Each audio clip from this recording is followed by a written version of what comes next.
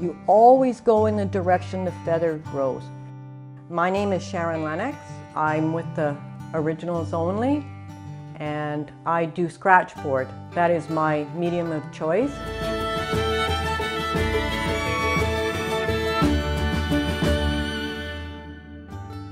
My style is total realism, ultra realism. I like doing birds.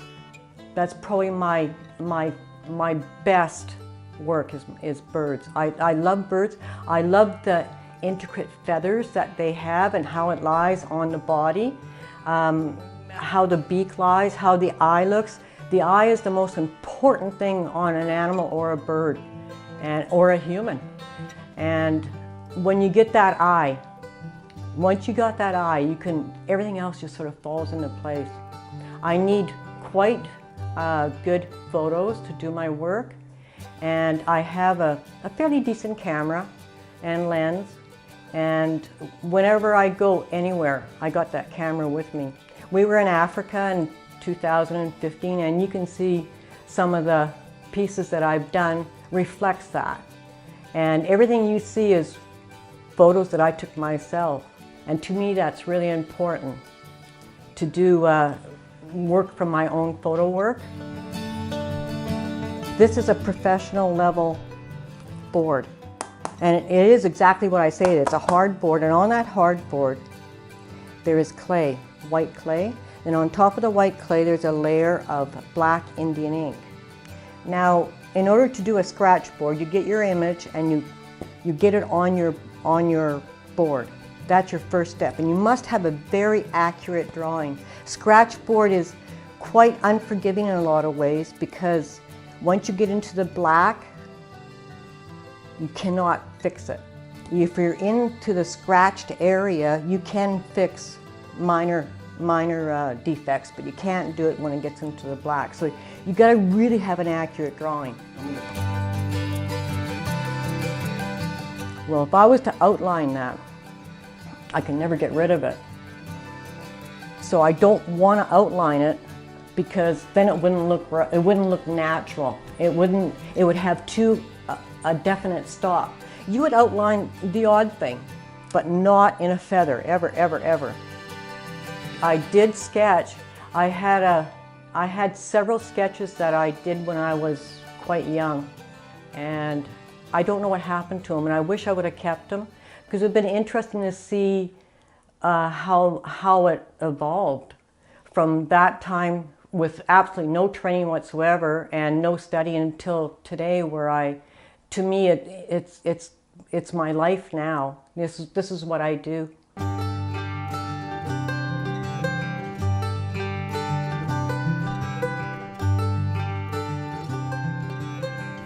You have to put layer upon layer upon layer upon layer of color.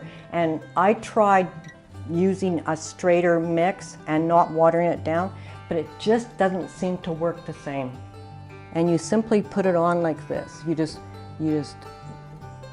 brush it on. It dries very quickly. You cannot do any kind of scratching on top of it until it's dry.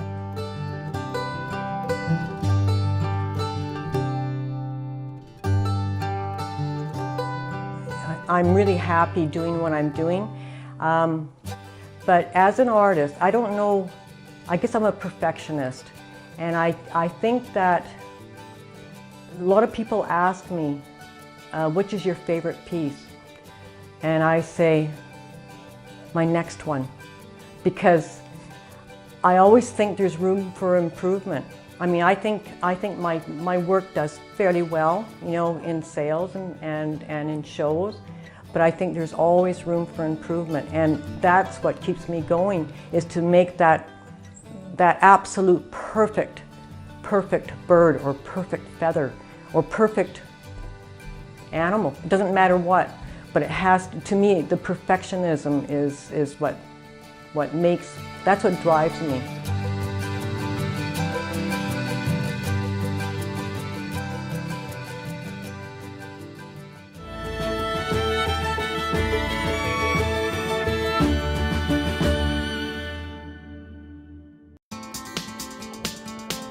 Hi, I'm Jayson Furstenberg, and I'm a fine artist in the Comox Valley.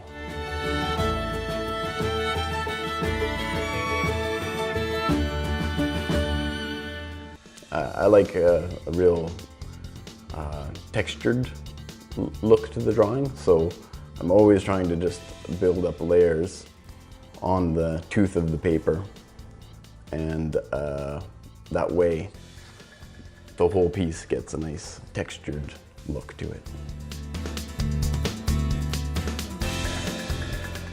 I tried to follow like magic realism, so you know, it's realism.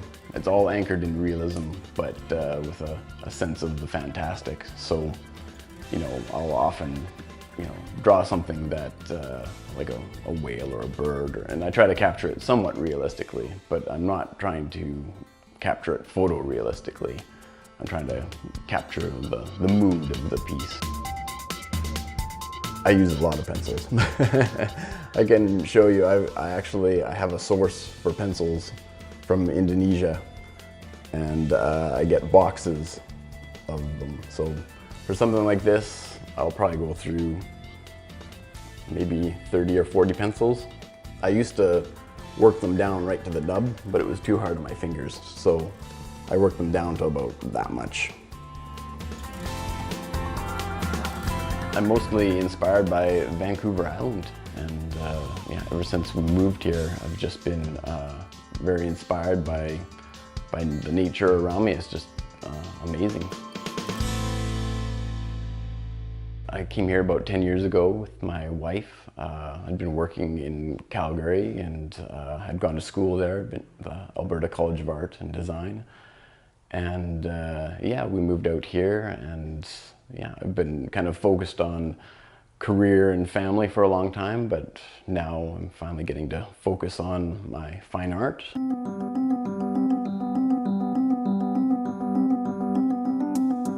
Having just kind of started getting out there, I decided to try a show in the summer, and I'd always been to the originals only and respected it and Joe and what he was doing, and so I decided to give it a try, and yeah, so I got all my stuff framed and got a tent and all the paraphernalia that goes with it, and decided to give it a try, and it was really great. It was a good experience. Got a lot of great feedback, got to talk to people about my work, and yeah, it was interesting because a lot of people were very surprised to see me because I'd been you know, stuck in my hobbit hole for a long time. So.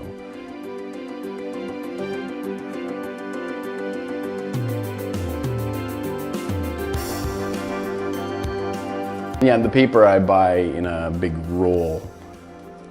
You can't really get sheets quite this large. So yeah, for some reason I like working large. It's a bit of a punishment, I guess.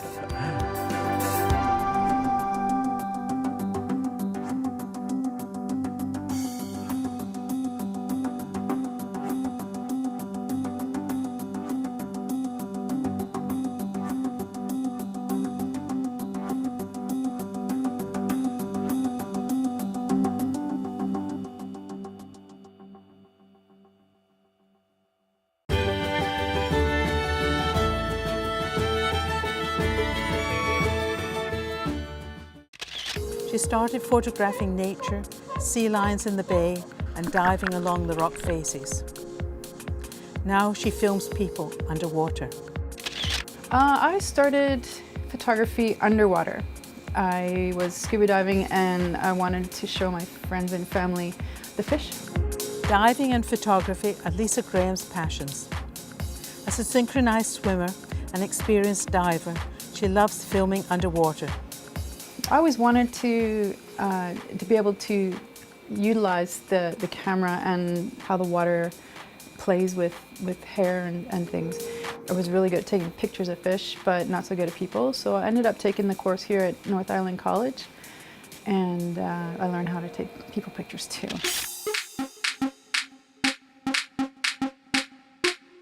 This is my first time with all the bubbles in the water, and they were actually sticking to the dome of my camera. Lisa loves how fabric flows underwater. She designs costumes especially to create the desired effect. When I wanted to take women out in the water, in the pools, they didn't have the right clothing. And it's really important that things aren't heavy underwater. So I took a pair of curtains and I made these pants. And actually everything on my rack there has been carefully chosen to be safe in the pool or in the river. I know the layers are just to die for. If I see they're having trouble and just can't unwind, I will actually have them close their eyes, take a breath, and then go to the beach in their head. And it really helps. Like, you see it just drain, and you know, people like, oh, nervous.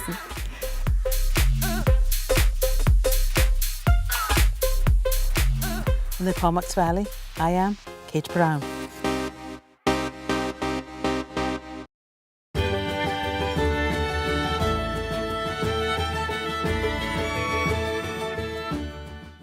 There's a dinosaur, there's an eagle, there's a raccoon. Yes, there is lots of wildlife to see.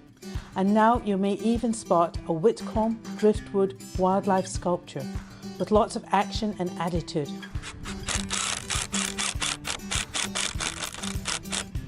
Yeah, I did the dinosaur, and it got a lot of social media exposure, and I was just like, well, I should probably do some more, so yeah. Local artist Alex Whitcomb took a break from painting wall murals on buildings in Courtney. Wandering along the beach, the shapes, textures and gnarls of driftwood spoke to him. Yeah, there is a lot of material, but it's funny when you actually get into doing like the bigger stuff that needs a lot. You can search the whole beach, and really maybe like 10% of it is like usable, and because there's a lot of straight pieces, and I really like the curvy, like chunky, you know, grotesque looking pieces that have a lot of character, right? Whitcomb became a connoisseur of driftwood. Sometimes he walks the whole beach just to find the right piece. It looks like putting a jigsaw together. To place the right shape, the right texture at the right angle together. He shapes the pieces with power tools and long screws to create the detailed character of the eye and beak, while expressing dynamic movement of form. It's a giant puzzle that doesn't really have a clear picture of how to put it together. You just have to read the wood and place it here, place it there. When you do get a good fit, it's like, oh yeah, you're definitely going here. You're definitely going here. Yeah. Next tool I'm getting is a pin nailer. Yeah. Yeah. A once healthy tree washed up on the beaches takes on a new vitality as a wildlife creation. Keep your eyes open on the beaches this summer. In the Comox Valley, I am Kate Brown.